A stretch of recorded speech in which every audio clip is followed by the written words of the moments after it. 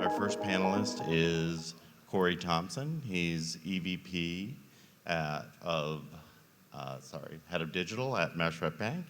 And our second panelist is Kellen McLean. He's a Program Manager at Vanguard. To start, we're going to start with a little demonstration. And Allie here, my coworker at Kore, is going to be showing you a little bit about how an agentic process can reinvent applying for a mortgage. So with that, I'll turn it over to Allie, and we'll get started. Thank you so much, Peter, and hello, everyone. It's a pleasure to be here with all of you. So what you are seeing in your screens is our Mortgage Agentic app. Our Mortgage Agentic app automates and optimizes the entire mortgage process through specialized agents. Every single agent that you see here is in charge of one of the tasks that are executed when you do a mortgage, from requesting the loan, from underwriting, from escrow alert, from every single thing after the mortgage is done, okay? Something I want you to remember from this is that the agents have two main elements, which are the prompts that give the instructions and the scope of each one of the agents, and the tools that you'll see them in action while the demo runs. The tools is what makes the agent smart and capable of executing the actions, connecting to our backend systems, doing our API calls, and everything that we need for the process to be seamless. So I'm gonna run a little video. We are gonna go with me in a journey where I finally found a house that I like, and I would like to start the loan process. The first thing that I want you to pay attention to while this runs is how it triggered the thought here, we'll see it in a minute, the supervisor and the agent. The supervisor is a smart reasoning and selecting agent that allows us to detect what is the intention of the user, what do they want to do, and what is the perfect agent that will be able to execute this task, okay? And you see also on the left side how it detected that, okay, if you want to initiate a loan application process, we need to be safe about this. Please provide your banking ID and password. Now, you'll see how, while the supervisor is loading, you see the thoughts. And this is one of the characteristics of the platform that are important to highlight. Kore.ai platform is a white box. You can see absolutely everything that is in the backend, the thought process of the LLM while the process is executing.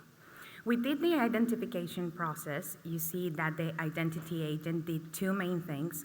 One is to detect what I need to send through the API, and the second one is to trigger the tool. The tool takes our request, brings back the response from our database, okay, and you can see the logs of the process. I know that all of you have been hearing about AI for Process. This is one of the things that AI for Process does. And here in the supervisor, you can see the thinking process of the supervisor and the reasoning behind it to select the agent and continue the flow.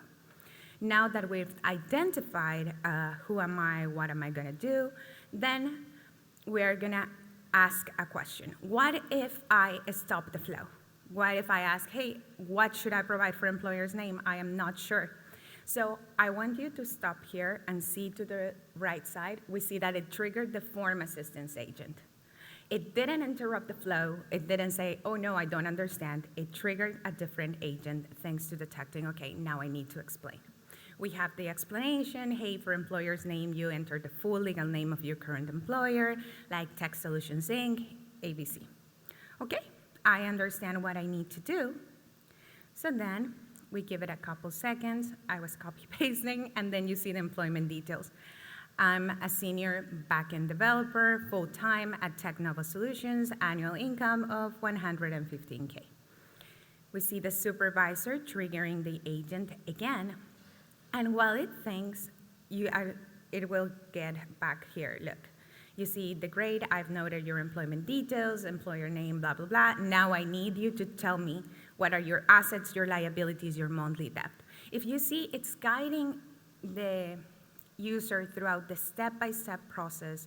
We can ask questions. Again, I'm asking, hey, what should I provide for assets? This is my first time. I don't want to mess up. Triggers, again, the form assistance agent.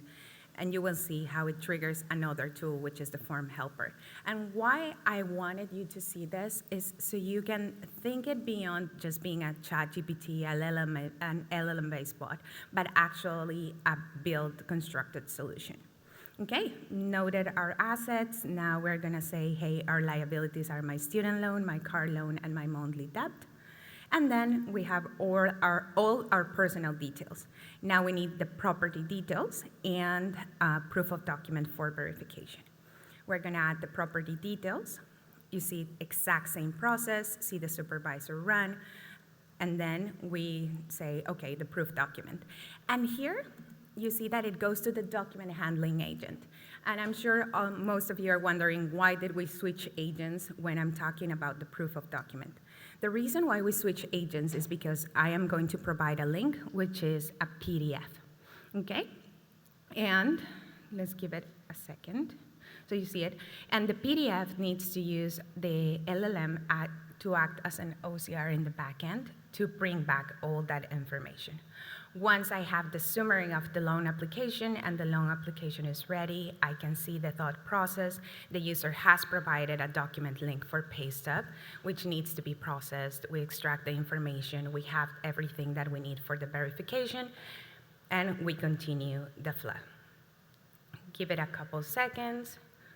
And I was just showing the tools here. I say, hey, everything looks good. Congratulations, you've been pre-approved.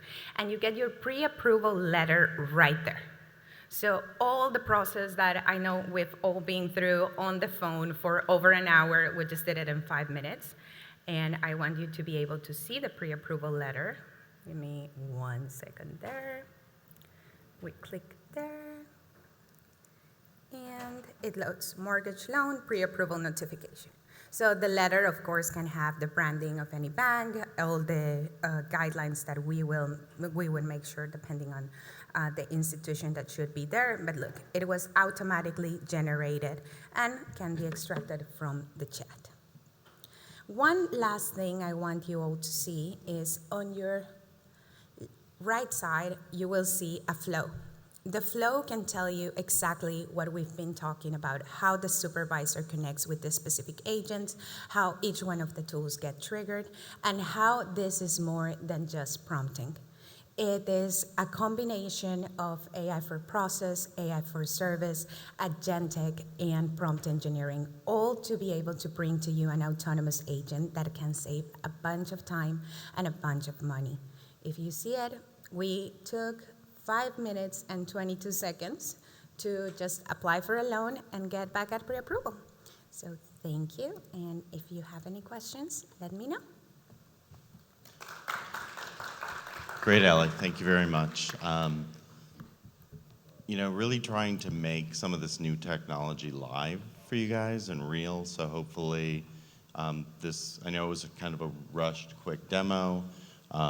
Really wanted you to kind of see the fact that it's not what's going on behind the scenes, because really, for the customer, in an agentic process, the front end may not really look that different. What's really different is all the different stuff that's happening behind the scenes to make it faster, to make it more efficient, et cetera.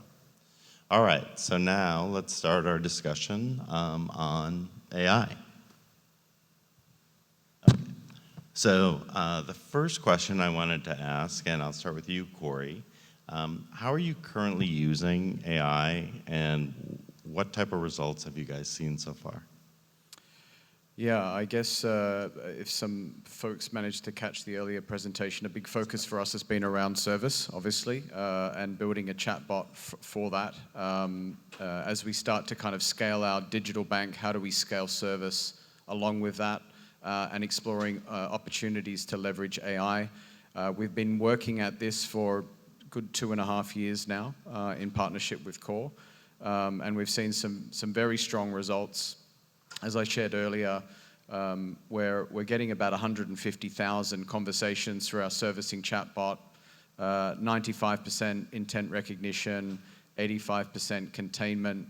You know, we'll probably get somewhere in the order of sort of 1.5 to 2 million conversations this year, I think, through that chat. And so we've started with service. There are other aspects that if you sort of zoom out to AI in a more broader context, there are aspects we use in sales and marketing in terms of, you know, prospect identification and sort of funnel and optimization of funnel. And there are other aspects that we use around sort of machine learning for at a more primitive level for things like loan applications. But what we've been doing with servicing, I think, sets a new standard and kind of gives us a platform now which we're starting to think about moving beyond service, maybe into sales, and maybe also into amplifying the impact of our relationship managers as well in the bank.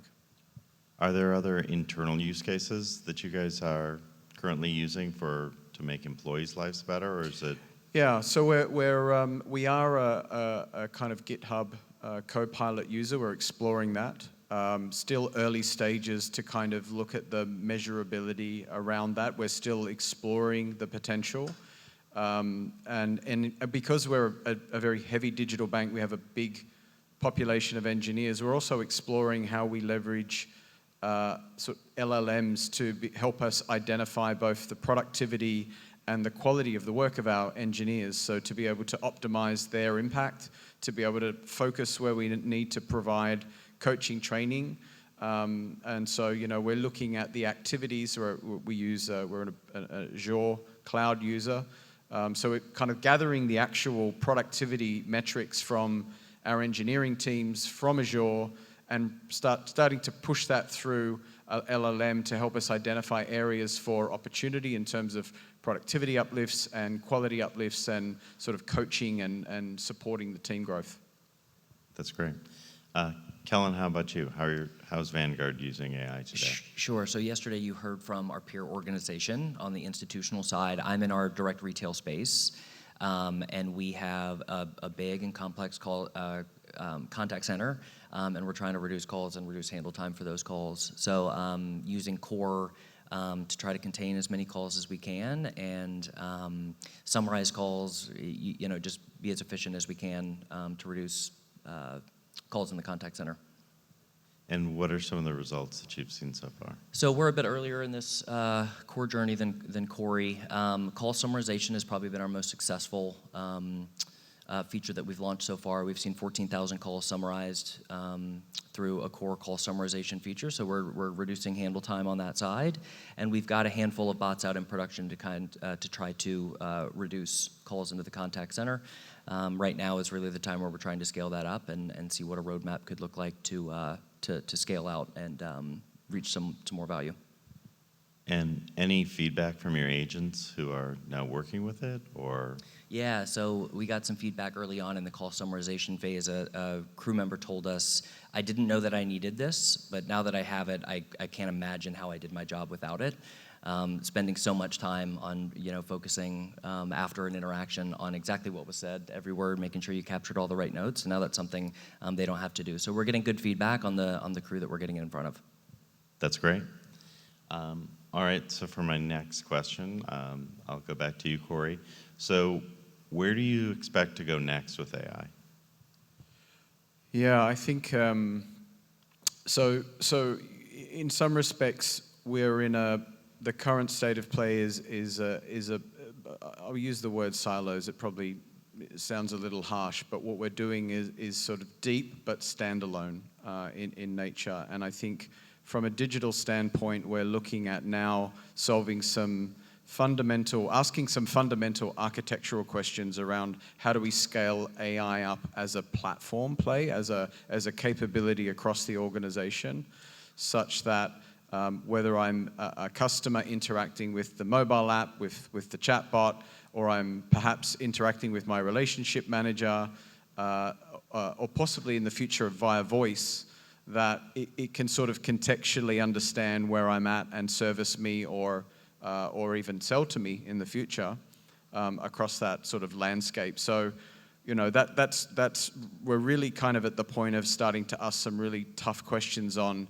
data structures, on sort of compute, on the economics of compute, around how do we scale this up in a way that is not just a collection of silos or POCs, but is really a truly platform capability that can help sort of elevate the impact of our business more broadly. Okay. Any additional areas of servicing that you're not able to tackle at this point that you think AI could kind of help you with in the future? Compliance. What we've spoken about and what I've been speaking about has been, offering servicing through a chatbot for digital journeys, for the types of patterns that we would see in a call center, possibly in the branch. But there are some things that get stuck in a bank pipe from time to time. For example, I don't know. I mentioned earlier, the UAE is a very multicultural country. 85% of the population originate from somewhere else. Money is transferring to different countries. Things get stopped from time to time for a bit of a review from compliance. So the questions here are, how do we leverage AI to be able to help us maybe manage or sort of remove some of the human intervention, or at least be more intelligent around how we're signaling to the customer around where some of these compliance-related stops happen. So, operation and compliance are often the last bastion in some of these areas when we're solving these problems. But you can only get so far down the stack with servicing before you start to touch the other departments. And so we're having active conversations around how might we go deeper into, if not solving the root cause through some agent or automation, at least being able to signal better to the customer where things are at so that we can manage their expectations. Okay, great. Kellen, how about you? Where are you guys next going with? Yeah, so we're also thinking about some architectural decisions so that we can scale, but there are a couple spaces that we're really excited about. First is Gen AI. So a lot of people assume that because we're in a highly regulated financial industry that we will never pursue Gen AI in front of a client, right? We might be able to use it to automate some processes on the back end, but we don't believe that's true. I think the example that we just looked at is a great way that you can use Gen AI to create really conversational, really dynamic experiences, even in a highly regulated industry. So we're playing around with Gen AI Node and thinking about Agent AI. And then we also need to get really good at intent identification. I mentioned we have a complex call center. A client can call Vanguard and say they need to make a transfer, and that can mean 7 or 8 different things. So it's not quite as easy as, I need to apply for a loan and we know exactly what bot to get you to. We have a lot of work to do to make sure that when a client calls us, they're using the right language, but more importantly, the language they use, we know what they mean, and then we can serve them the right way. Okay, great. Next question. I'd like to talk a little bit about obstacles. So, Kore, as you've been going kind of down this AI journey, what are some of the obstacles either that you came up internally? It could be obstacles you came out with customers, but what were some of the obstacles, and how did you overcome these? Maybe I'll kind of give you some perceived obstacles and some actual obstacles as well. So the obvious one in being a financial services company is around data privacy, regulations around how customer data is managed. So as we look across the 3 markets, we've had to have a slightly different operating model because each market has a different regulatory landscape in terms of how customer data is treated. So we're sort of from cloud to private cloud to on-prem across the mix of the different areas. So that's a hygiene factor, but it's an important one to navigate because it can create some cost implications. The other one was around mindset. So again, coming back to the specific example of our servicing chatbot that we have in our mobile app, was around the mindset of what the potential was for that. There'd been a lot of failed chatbots in our industry. Some competitor banks, launch these things with a personality and they don't go so well, and those personalities sort of live around in not the most healthiest of contexts for some time. So there's often some skepticism around, can a bot really do that? Is it smart enough? Can it be deep and wide enough to be impactful. Another interesting observation that we've had along the way as well is in our servicing chatbot, a lot of the journeys and a lot of the capabilities we have already exist within the mobile app. So we took the decision to replicate those because we saw that customers were still calling the call center for those things. And so, there was a debate internally around, shouldn't the chatbot be doing the things that aren't on the app? And, is this duplication? But when we look at the adoption, we see large numbers of customers using the chatbot to do things that they can do on the app through a regular sort of click-based journey. Sure. And the question in my mind is it because, and I haven't got the answer to this yet, by the way, but is it because the customer hasn't found it, they haven't sort of persevered and discovered it on the app? Or are we seeing a shift to a channel preference? Like the chat, WhatsApp, chat-based conversational interfaces are becoming so prevalent that customers are actually preferring to move to that. So I think there were the kind of hard obstacles and then sort of softer obstacles around the mindset and the adoption.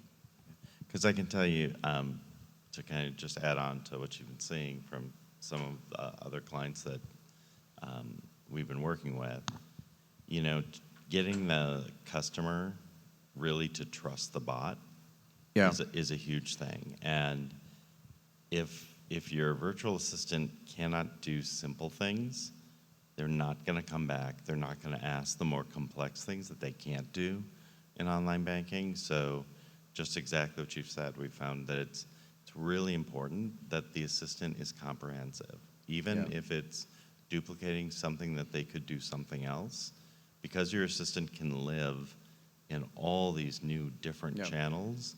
It just becomes really, really important that instead of just like viewing the assistant as something that's only doing incremental stuff, for it to be able to do everything is really crucial.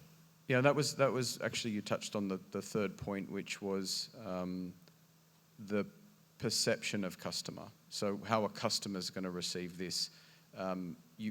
Doing this, when we do put it out in front of the next customer for the first time, we have to establish a level of credibility with that interaction. And so is there enough servicing scope for that to be established? Does it go deep enough in being able to go all the way through and solve the problem in the session?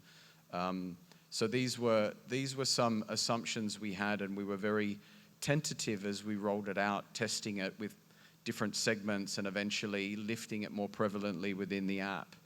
Again, that was probably more of a perception thing, but we felt that when we do go with this, we need to get it right the first time, because if there's a bad experience, if the customer doesn't get that outcome, they're less likely to come back and try it again. Sure.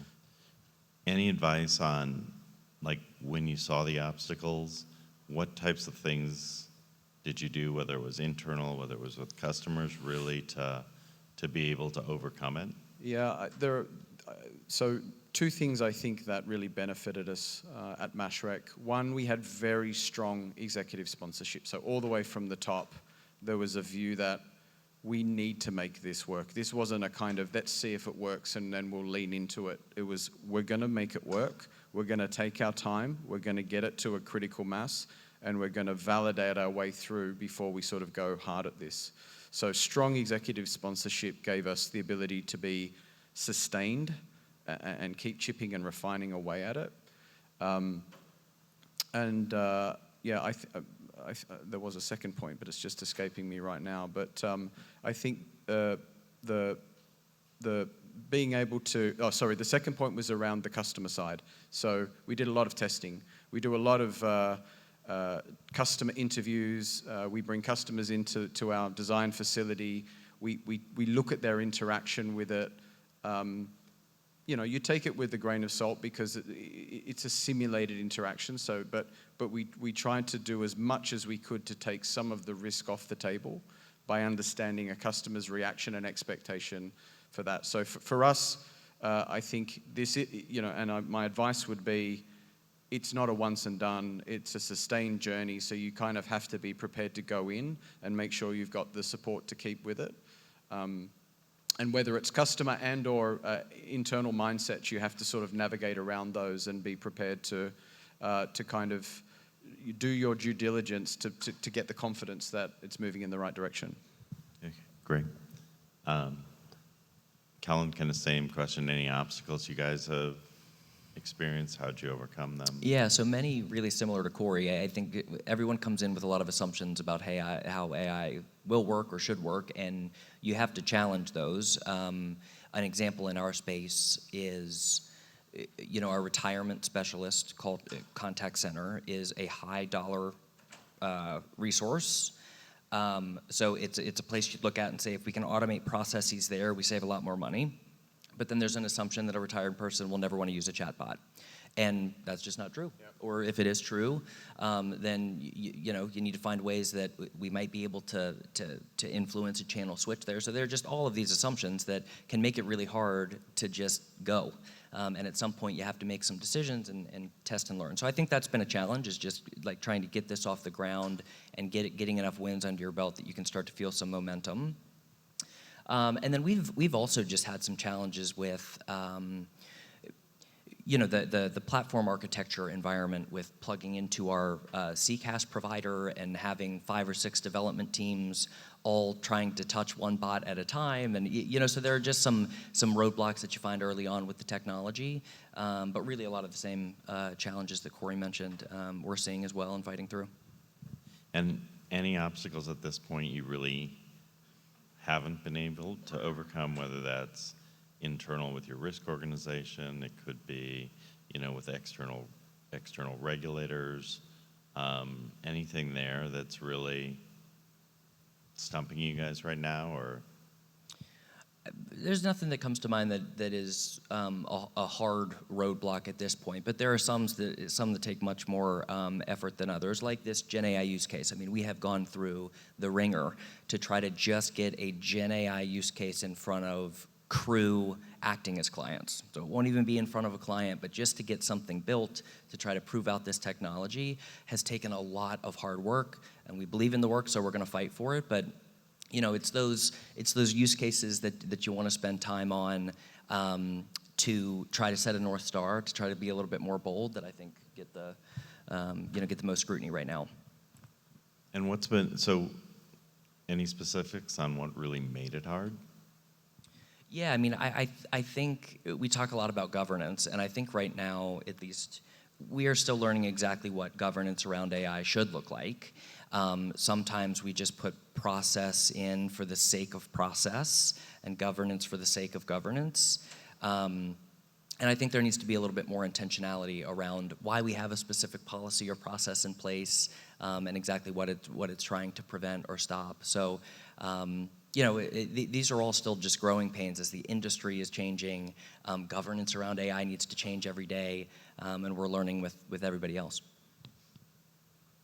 Okay, great.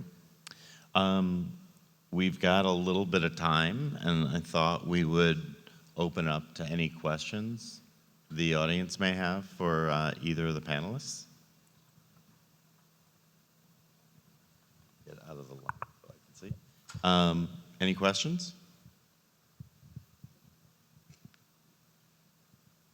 Someone has to have a question.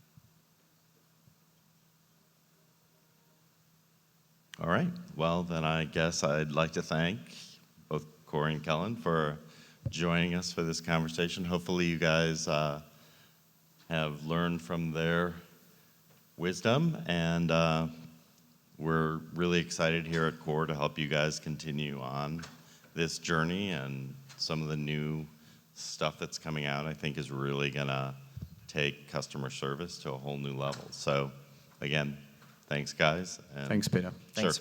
Okay. Bye guys.